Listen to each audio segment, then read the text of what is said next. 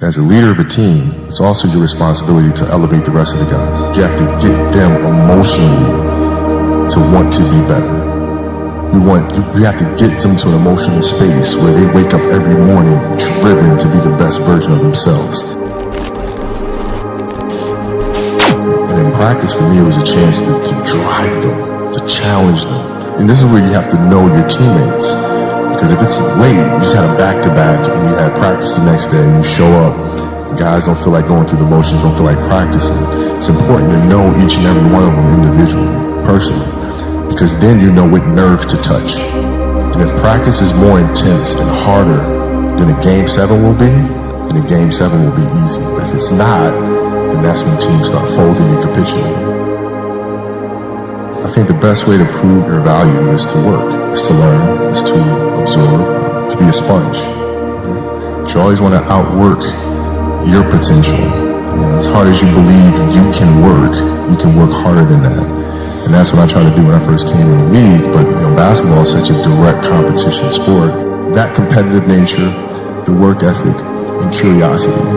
Because I asked a lot of questions. I would always sit down and just ask questions about certain games that I studied growing up. What actually happened there? What did you feel there? Why? I always dreamed as a kid that, it was possible to score 80 or 90 or 100. I always just had a dream. Sometimes you lay down in bed and you visualize things. I'd imagine playing for the Lakers, and I'd imagine what the uniforms look like. I'd imagine who would be playing, the smell of the arena and all sorts of stuff. And I would see myself, getting hot. So you just keep dreaming and dreaming and dreaming, and before I go to sleep, I'm like at 120 points, And so when you grow up, downloading that into your brain over and over and over, and then, that summer, I made 1,000 shots a day. 1,000. And they weren't just shots, it were shots that you saw in that game. They were specific shots. It was coming out of the corner, going to the pinch post, footwork in the post, coming off the screen. It was very specific. So when you download that into your system and you go out in court and you're just executing things that you've done thousands of times before, and you have that dream, then that becomes possible.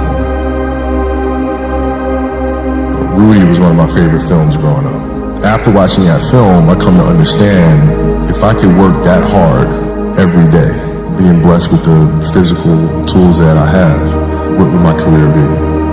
And I made a promise to myself from that day that I was going to work that hard every single day so that when I do retire, I have no regrets. And that was the most important thing for me, is to leave no stone unturned, get better every single day. And if I lived that way, then over time, I'd have something that was beautiful. And that was my philosophy. It seems like a pretty simple one, but if you live your life to just get better every single day, and do that for 20 years, what do you have? Basketball for me was the most important thing. So everything I saw, whether it was TV shows, whether it was books I read, people I talked to, everything was done to try to learn how to become a better basketball player. Everything. And so when you have that point of view, then literally the world becomes your library to help you to become better at your craft. At 13 years old, I played the longer game because my game wasn't about being better than you at 13. It was to be better than you when the chips are really on the line. So when you played at 13, I would size you up and see what your strengths and weaknesses are. How do you approach the game? Are you silly about it? Are you goofy about it? Are you good at it just because you're bigger and stronger than everybody else? Right? Or is there actually thought and skill that you put into it? Right? And when I'd play to my weaknesses. Because when you're playing summer basketball, there's so many games. So there's not a lot of skill work being done. So when are you going to get better? Right? When you're playing in competition situations, you're only playing to your strengths. Why? Because you want to win. Right? So what I would do, I was work on the things during those games that I was weak at. Left hand, post game, pull up jump shot. Right? So I have a strategy. And so then fast forward to when I'm 17 and my game is completely well-rounded, and that player at 13 that I saw at 13 is still doing the same at 17, now you got a problem. I see a lot of players take vacations with other players that are close friends. It's just to take vacations or just hang out, just to hang out. I never did that. Why not though? Why didn't you do that? Well, because when I retire, I didn't want to have to say, I wish I would have done more. I don't want that. What were some of the factors you looked at on how to improve your game season after season? The game itself it's a complicated answer. So there are very tactical things in terms of footwork and geometry of the court. So you're looking at the court and looking at the 45-degree angles that the court is shaped in and how it needs to operate. That's one component to it. So looking at spots on the floor where you can increase your efficiency. Right? You can be on the wing, but there's a certain spot on the wing that improves your angle to drive to the basket, right? So that sort of stuff. Footwork of the opposition, looking at the emotion of the opposition, their tendencies, their weaknesses, and all that stuff. Understanding the momentum of the game, how to create momentum shifts, where momentum shifts come from, all this sort of stuff. And then studying outside of that, right? Looking at different industries, looking at conductors, looking at writers, looking at actors and how they get into character, and then how do they keep themselves in that mental space. So looking at different industries, looking at nature itself, and learning from that and how you can incorporate that into the game. It's a lot of studying. What is the conversation like with your wife and kids to say, listen, this is what I'm doing? How did that conversation go? Well, with the kids, it's different. So like the communication with our children is that Pops is working hard. This is the level of attention to detail you need to have in everything you do. So it's setting the example. Same thing with my wife. My wife's a stay-at-home wife. It's the hardest job, man. So she works really hard at that. I mean, and so her attention to detail with that as well are examples for our children. And then for my wife, it's, she's as competitive as I am. She's just like, listen, man, if you're going to be out here training 8 hours a day, if you're going to spend 9 months out of the year away from your family, you better win the championship. But it's a balancing act, and that's the thing that's important, is understanding that we have to have so much energy. Because for like Natalia and Gianna when they were babies, especially Natalia because they're doing prime years, and I go to practice and I'd train and I'd play the game and I'd come home and I'd be sore and I'd be tired. And she wants to go swimming, she wants me to take her to the park, she wants to just jump on my back or whatever the case may be. You can't say, I'm too tired, I'm going to lay down. That's not fair. She doesn't know what the hell's going on, right?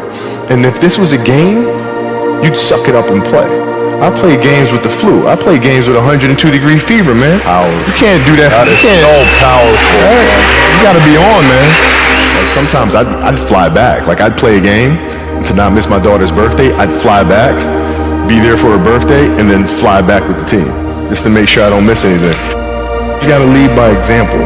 Parents, you gotta lead by example. If you want your kids to do whatever it is they want to accomplish in life, you have to show them. You can't. You got to show them. And that's what I tried to do. Competitiveness inside was like, no, I'm going to do something in the next 20 years that is better than these last 20. What I have to do now is make sure that the people that we bring in, these obsessives that we bring in, are challenging themselves to do the best job that they think they can do. That's what I'm there for, is for them to constantly look in the mirror and self-assess and challenge themselves. If we have a project and you're saying, okay, I can do that, that's not the project we want.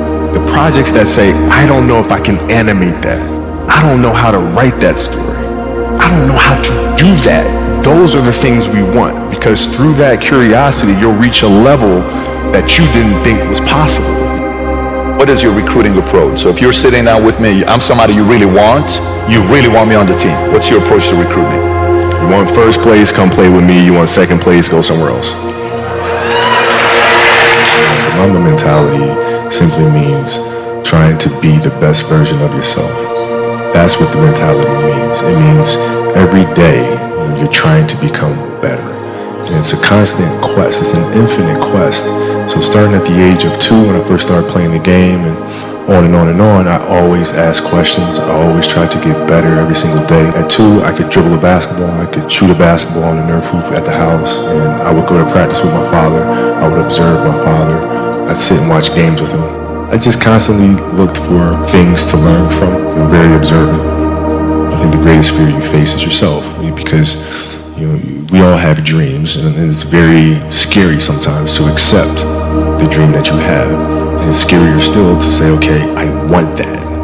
It's scary because you're afraid that if you put your heart and soul into it and you fail, then how are you going to feel about yourself, right? So being fearless means putting yourself out there and going for it. No matter what, go for it. Not for anybody else, but for yourself. My goal has changed drastically as I got older. It's like as a kid, I said, I want to be the best ever. Right? And now you go through your life and everything you do is try to be the best ever, be the best ever, be the best ever. And as you get older, you start understanding that those things are very superficial things. Right? And everybody has a different opinion about it. No matter what you do, I can win 20 championships. There's always an opinion on who's the best. Everybody has different opinions. And so I started really kind of understanding, maybe that's not the important thing. Maybe the important thing is to, how do we as a team grow? How do I help my teammates be better? So that was the first change for me. And then as I got older still, it became more about how are you inspiring others, right, to find themselves. That is the ultimate championship. So won 5 championships, that's great. Another team won a championship this year. Team's gonna win a championship next year. Those things come and they go. But what stays is, how do you use your passion and use that to inspire somebody else to create their passion? And then how can they pass that on to the next person? That is true success. Dreams, it should be pure. I think a lot of times when we're born into this world, we actually wind up going backwards. And it seems like the more we mature, the more responsible our dreams become. The more governors we put on ourselves and our ability to dream. So it's not a matter of pushing beyond the limitations or expectations. It's really a matter of protecting your dreams, protecting your imagination. That's really the key. And when you do that, then the world just seems limitless.